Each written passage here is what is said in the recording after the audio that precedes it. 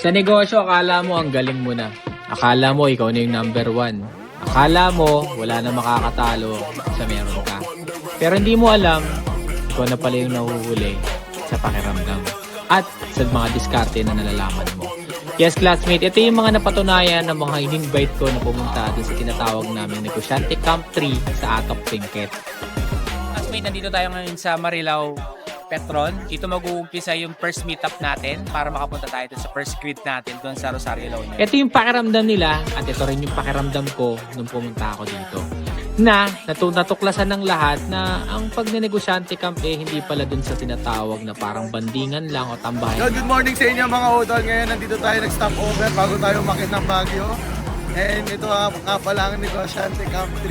So, kundi nandun sa part na tinatawag na brainstorming at reset o alignment.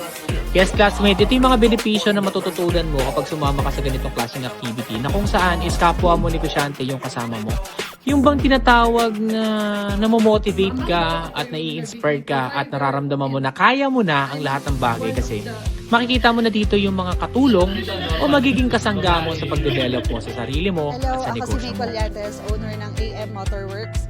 Ang newbie dito sa Negosyante Camp. Ang experience ko as a newbie, marami agad ako natutunan ng mga experiences. Yun ako pala si Pops Bray at syempre Negosyante Camp 3 dito sa Atok Benguet. Syempre sobrang excited dahil dagdag kaalaman na naman to. Ako nga pala si Hakbil Lihitimo. Matagal na ako nakakasama nung mga una pa kung saan. Ito. So yun, good day mga utol. Ako nga pala si J. Mart de Guzman, ang may-ari ng 6J's Garage Motor Shop and EN Tire Supply. Grabe yung natutunan ko and inspiration para sa mga nakita ko dito na from scratch to ngayon marami na silang na-achieve. So, sobrang daming learning at the very first Yes, day. classmate, ito yung promising na magagawa ng isang mga negosyante camp o kahit anong activity na makakapagpamotivate sa'yo to become a better person of you.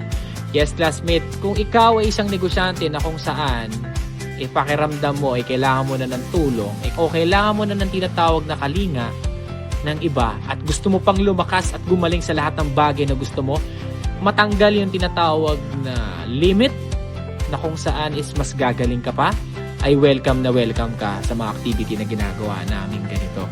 Yes, classmate, twice a year namin ginagawa to na kung saan is nire-reset namin yung utak namin at nakikibahagi kami dun sa kapwa namin may negosyo. Kahit ano pang uri ng negosyo yung classmate. Ang nakakatuwa dahil nare-reset kami at nare-recharge kami na maging magaling sa lahat ng bagay na gagawin namin.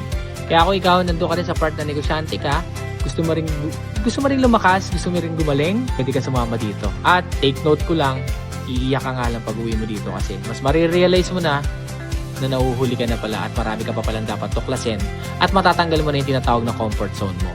Ako nga pala si Mac Remulacio, owner ng MPR Motor Parts. Walang nasayang na oras dito sa amin dahil lahat kami, nakakuha kami ng ideya. Akala ko magaling na ako sa pagdating sa negosyo pero marami pala akong kulang. Babalik kahit ilang negosyante camp ang gawin ni Boss Alex or kahit sino mag-organize niyan, babalik at sasama ako. Ako nga pala yung owner ng Brush Brothers. Day 3 na namin ng Negosyante Camp. Sa next Negosyante Camp, babalik pa ako kasi may tanong pa si Sir Alex na hindi ko pa kayang sagutin ngayon. Good morning sa lahat. Ako nga pala si Stanley Sinosanto, one of the owner of BRC GMA Cavite. Kabalik pa ako sigurado. Yung pa lang sobrang dami ko nang natutunan sa pagbi-business. Boss, magandang umaga sa inyo. Ako nga pala si Rafael Yait, ang owner ng Rap Service Parts and Accessories, Dasmariños Branch. Napakalaking opportunity to para sa mga naninegosyo na katulad ko. Kasi dito, napagtanto ko na hindi porket shop owner na tayo na hindi natin kailangan ng ganitong community. Dito natin matututunan yung magiging weakness at saka strength natin. At syempre, sabi nga nila, pag gusto mong maging utak negosyante, dapat ang mga community mo is mga negosyante din. First time ko pong sumama and welcome po dito sa may Negosyante Camp 3. Yan, naginanap po natin dito sa may Atok Benguet. Maraming marami kayong matututunan in terms of business techniques, strategies, at saka management. Yan, marami tayong matututunan dito. Babalik pa ba ako?